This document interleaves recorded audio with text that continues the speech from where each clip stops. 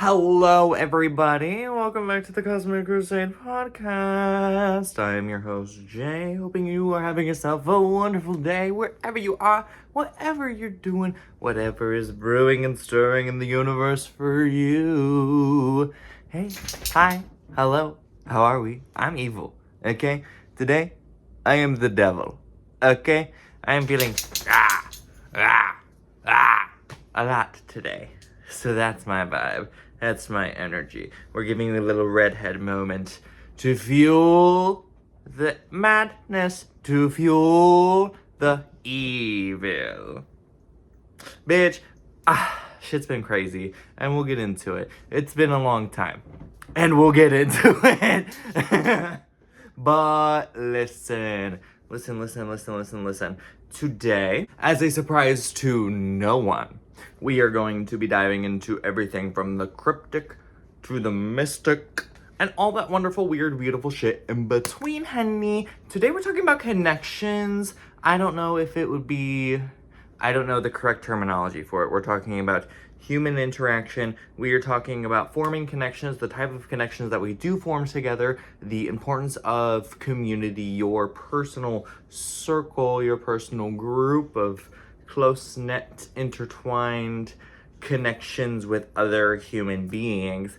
And then we're diving into life updates and high-low water buffalo. Okay, we're following that format. That is our format for today. That is what we are going to be diving into, and that is what we're going to be attempting to talk about. So get comfy, get cozy, and let us dive right on in, honey, because in my brain space, when I'm thinking about, like, interacting with people and having long-lasting connections with people, and I think about, like, the different types of connections that you make with people and how existing for a period of time with this connection to people, how that makes you feel. That's also, okay, we're gonna dive into a little woo-woo aspect of it first. I think it's all soul contracts, right? It is contracts that we make with each other, agreements that we have made in spirit before existing into the physical being, that we interact with each other for this period of time in this way for this lesson, yada yada yada. Okay?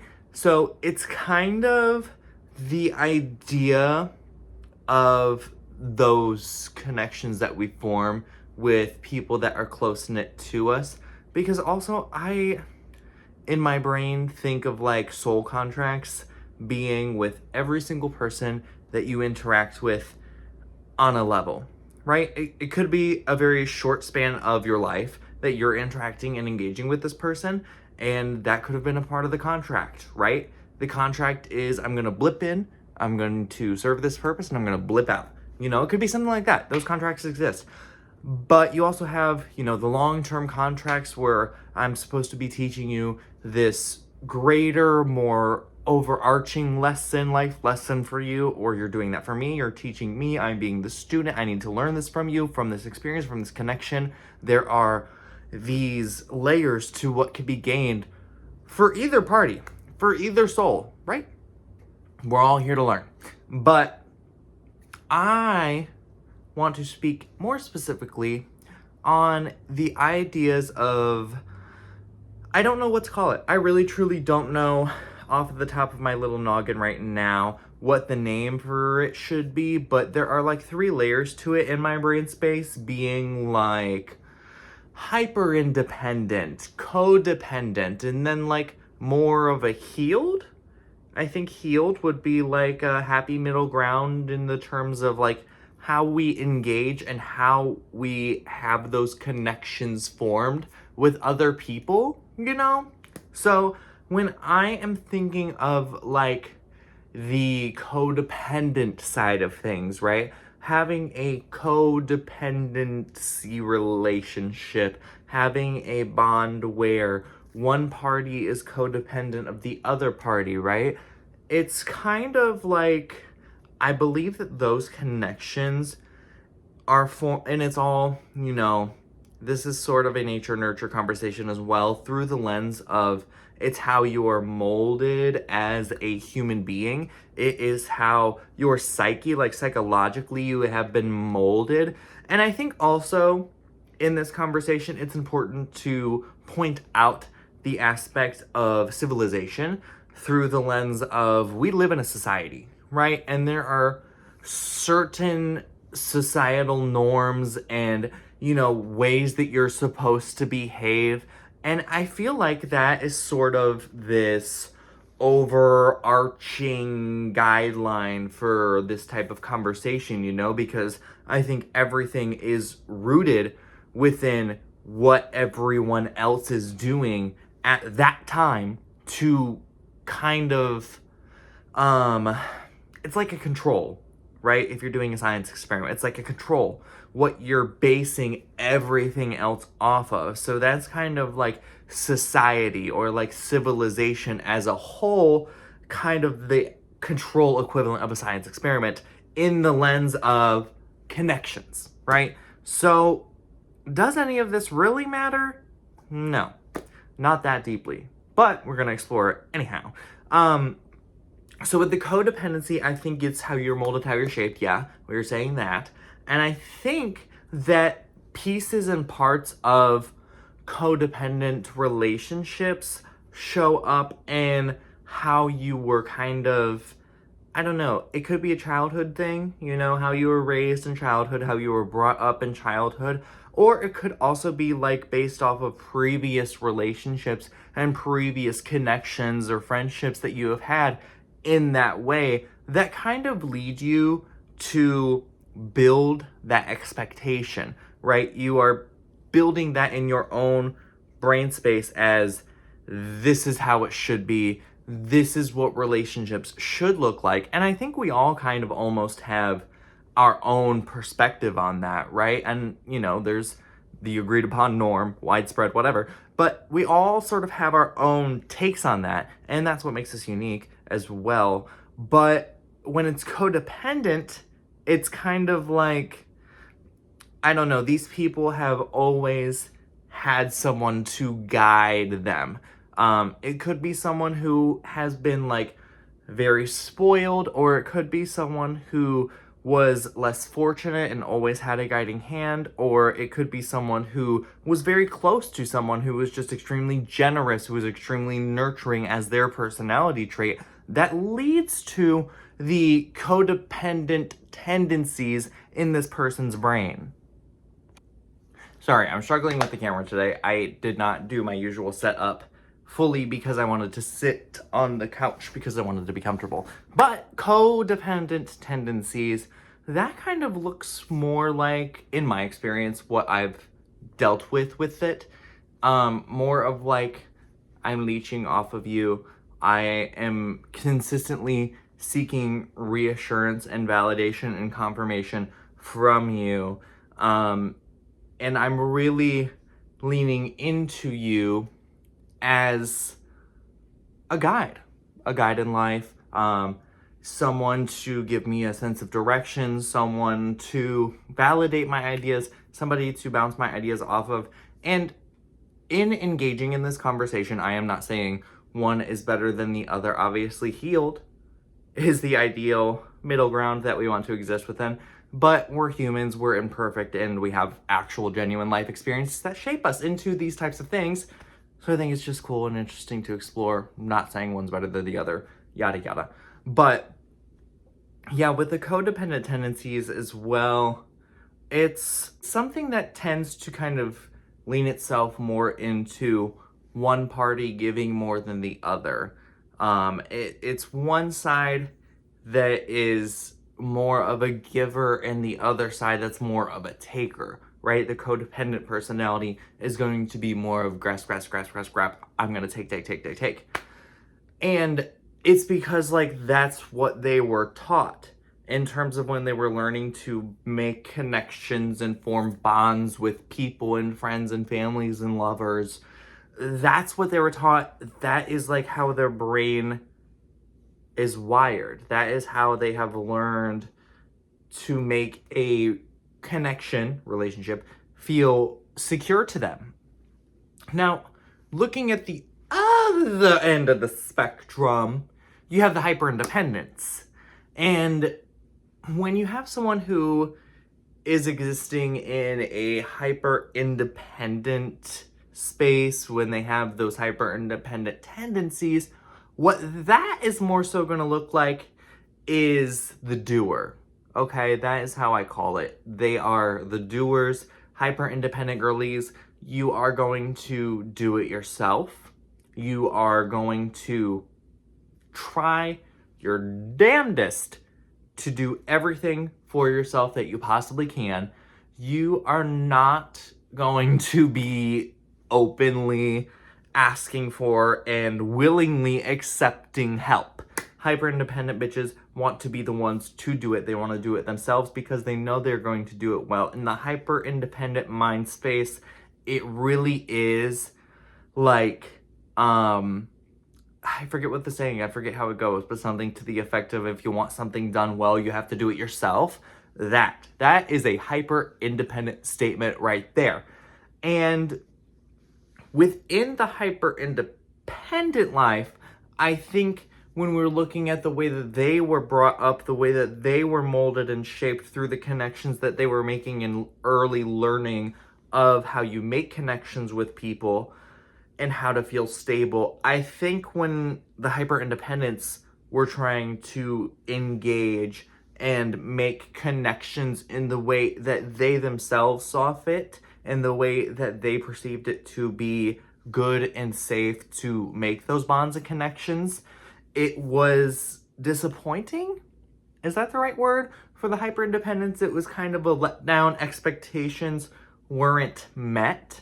And so that kind of just snowballed into them being hyper-independent, right? That just snowballed into them kind of taking life into their own hands, in the sense of, well, if nobody else is gonna do it for me, I need to know how to do it myself. There's like, I don't know, there is a pinch of survival instinct in there. You know, there's that little pinch of the primal survival brain, in the sense of, okay, I have to do this myself, right? I have to know how to do all of the bare necessities that I need to, you know, that's kind of the thought. And it's, I know what I am capable of. I know what I can expect when I am self-reliant, and that doesn't disappoint me, and that doesn't open me up to the opportunity of disappointment. So that is what I'm going to do, because then it is a sort of like guarantee in the hyper-independence mind of satisfactory experience, right? So you have the hyper-independent miss, I'm gonna do it myself. I am going to live my life how I want to.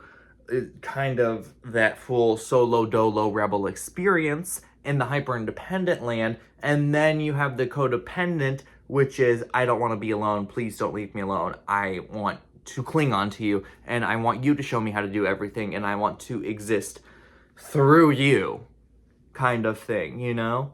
And in some cases, I feel on the codependent side, there can be like a little bit of lack in personality, right? Because sometimes a really mentally ill codependent can latch onto you, and it's like, what am I? Who am I?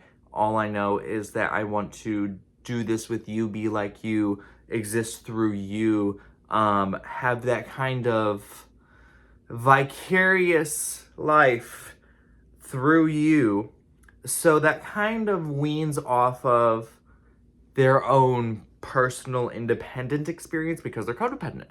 Now, meeting in the middle, you have someone who is going to be able to make healed connections. They have a healed connection style. I still, in my brain space, don't know what to call this, girl, what we're jabbering about. I'm sorry. But it's like healed, you know? It's the best of both worlds. We have experienced one, we've experienced the other, and we've met in the middle, and we have learned. What have we learned? We're talking about connections, right? So that is going to be clear communication. A healed person is going to have clear communication. They're going to be able to set that boundaries, and it's not going to be in any sort of negative, aggressive, communicative style. It's going to be very cut and dry. This is what it is. This is my boundary. This is where I'm at. You can meet me there, or you could hit the dough.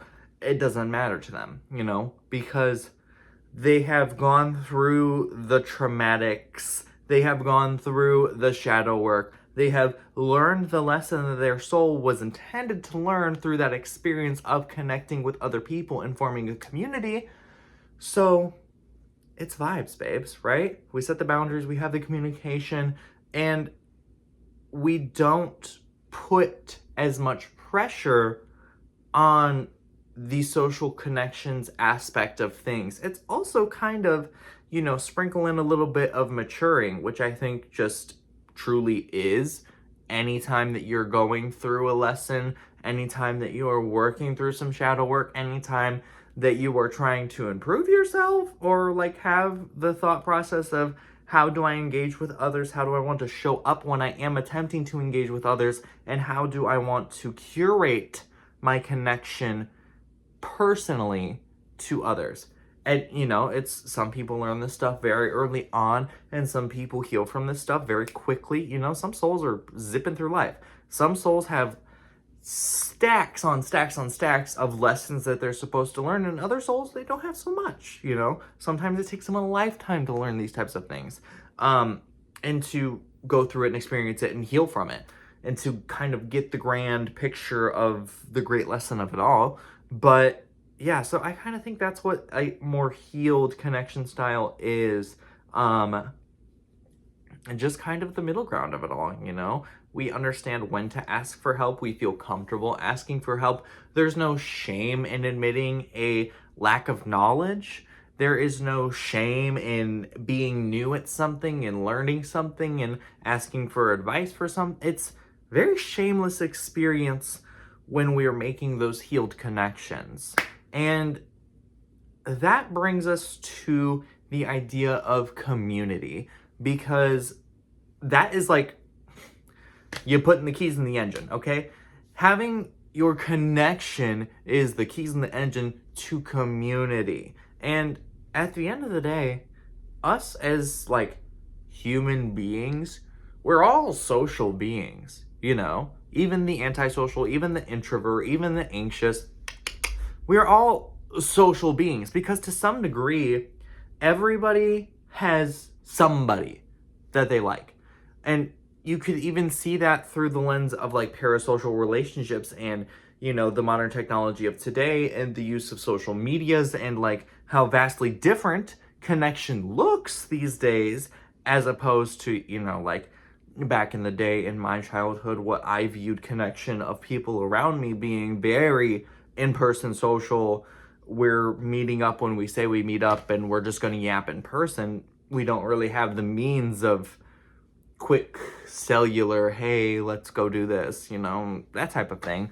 It looks very different nowadays, but it means that it's kind of easier in a sense, to make these connections. And it's important to have that community, because when you're engaging with like-minded individuals and you give yourself you give yourself that support, having your community and having your people is like the village. It takes a village to raise them all. Like, you need people to keep you in check. You need people to bounce ideas off of. You need people to talk to and engage with.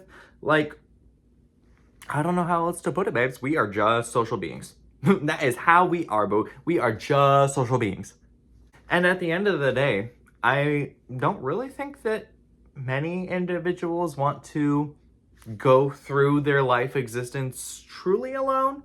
And listen, that is coming from the hermit, okay? I want to live in a cave in the middle of nowhere. But I still want to have little hangs and sessions with the girls and vibe out, But all of that to say, make a connection today. I hope that you have taken something from this. I hope this has shed light on the ways that we make connection, the value behind connection, the value of community, the importance of it all. I think that is truly, I think that's the juice. I think that is the juice. I think that is all I have to say on connections, really. Not much else is coming to the brain space right now, but it's just interesting, you know, how differently, and there could even be other connection styles that I'm not necessarily thinking of right now, but those are kind of the main two, and then meeting in the middle of it all. That comes to my brain space right now. So that is the juice of this joint. Now, darling, let's go ahead and dive into the life updates. What has been going on? Where have I been? Because it has been a little minute since I've even filmed, okay? I'm filming right now. I haven't done the editing or the uploading, baby. I still got work to do. But listen. Ooh, high, low, water buffalo. Instantly, this is the low. Life updates, this is the low point of my life recently. This is the bad juju that's been going on because within a 30-day time span, within a full month time span, I got ill not once count, but twice. Twice. What is that? What is that? Oh, you want to talk about evil? You want to talk about the devil? Satan himself, Lucifer, came out from the pits and said, "You're my victim." I said, girl, what is going on? How did I get sick twice within a month? That was evil. And it was like cold and flu. Both times. Is exactly what it felt like, you know?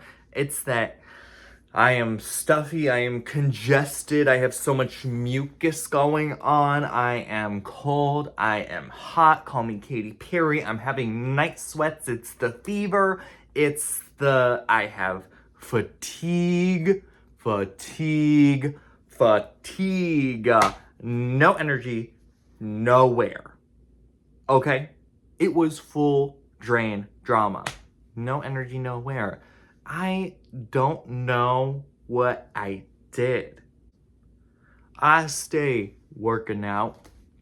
I stay sleeping in when I can. You know, sometimes I don't necessarily have the time to get as much sleep as I would like to. But listen, it's not out of lack of willingness to get the correct amount of sleep that I need. Sometimes the capability is just not there, okay? POV. Last night, I had to get to bed at 8 p.m. 8 p.m. Because I gotta wake up at 3 a.m. So that is 8 to 9, 10, 11, 12, 1, 2, 3, for 7 hours. If I want a full 8 hours of sleep, I have to go to bed at 7. You know what I'm not able to do physically? Shut down at 7 p.m. What are we doing? Hell no. My body cannot do that, okay? Literally incapable not doing it. So I try to be in bed at 8. Because, you know, I can have a little smoke and eat some food and zoink out. It's possible. It's doable, and I've done it before. At least I can be in bed, shutting down by 8, so I can hope for 6 hours of sleep at 9. You know? So it's that, the 7 o'clock bedtime on a day off. It is my day off, and I have to be in bed at 7. Now, you know, it's my day off. I'm sleeping in. I am not waking up to an alarm. I hate the alarm. Little secret about me. Ooh, little lore. I hate the alarm. I can't do the alarm. I don't want to hear the alarm. Okay? I hate it. Hate it, hate it, hate it. Hate, hate, hate. Triple hate. Loathe entirely. That's how I feel about the alarm. I don't like it. So, yeah, cut to, I did my opening shift, and then I come home today, and then I get some chores done, and then I take a nap. Because I'm fucking exhausted. And guess what? Tomorrow, I'm closing. Let me say it again. I'm closing. So, really and truly, right? My shifts are yo, bouncing back and forth.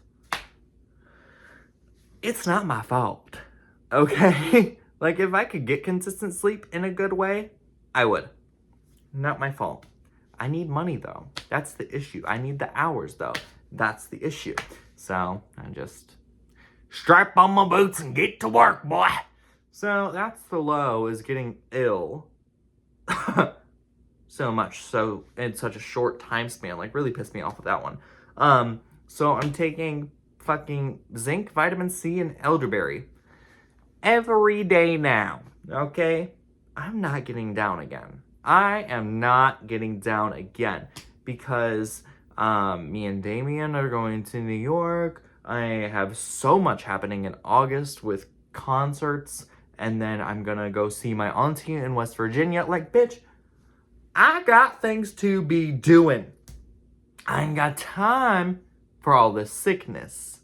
But I will say, on the good end of the spectrum, on the high end of the spectrum, on the positive end of the spectrum, despite my illnesses, I was still getting shit done. Okay, I got my car worked on. I got Gypsy taken to the vet. I have the house cleaned. Like, I'm still getting my chores done, baby. Don't you worry about it. I might be struggling. I might be on my deathbed. I might not be feeling like I want to do it. I'm better now, by the way. That's why I'm doing this, because I feel better. I literally did not have the energy to do this, but I have, like, daunting tasks that I budget for, like, months in advance, all out of the way and all taken care of. So my brain space feels really good with that. We got that cleared out. And then, on like a water buffalo, I don't really know. I don't know what's been going on recently, man. It really has been. I'm in the grind, I'm in the clockwork, I am in the flow. Like, I don't know. I am just gonna say that my water buffalo is gratitude. That's what we're gonna go for today. We're gonna show some gratitude. We're gonna feel grateful because I think that every moment deserves an ounce of gratitude. I think that there is opportunity for gratitude everywhere. You just have to look for it. You have to learn to look for it. And shout out journaling, okay? I don't do it enough. I'll be real. I don't. I would love to be doing it more. Journaling, meditating, you know, there are all these things that we know that are good for us that, oh geez, I don't know, like in hindsight, it's just so easy to do, so little to do.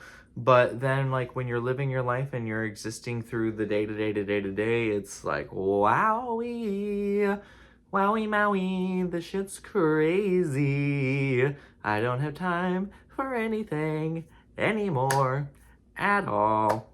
So when you do have the free time, you're just trying to spend it doing what you enjoy, and it's kind of the serotonin seeking brain of like, okay, I'm out of like obligations right now. I am out of work right now. Like, what can I be doing to spark joy for myself? Where do I find the energy to do these things? And also, you have to be a little creative with it too.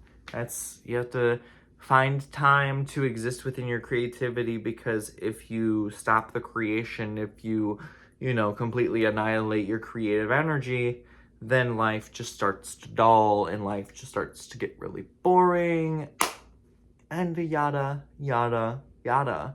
Yeah, I don't really think anything else has really been happening in my life recently. I feel like that's it. I've just been sick, man. I've just been sick a lot.